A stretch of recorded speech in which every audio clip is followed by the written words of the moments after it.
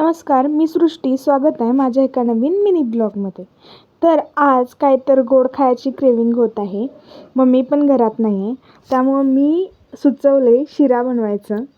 पण मला थोडीफार रेसिपी माहीत आहे. तसं मी शिरा कधीच बनवायला नाही. जेवण येते मला बनवाय, पण बघूया, ट्राय करूया चला. तर पहिल्यांदा मी तूप घेतलं, त्यानंतर छोट्या वाटीने रवा घेतला.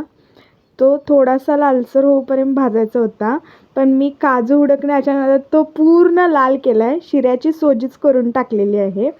त्यानंतर अजून जरा लाल व्हायच्या आधीच त्याच्यामध्ये मी पाणी घातलेलं आहे. मला दूध आवडत नाही.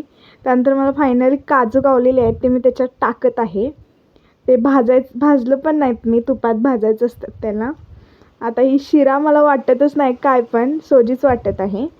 थोडं शिजल्यानंतर त्यामध्ये मी साखर घातलेली आहे आणि साखर घालून हलवल्यानंतर फायनली माझा शिरा तयार आहे.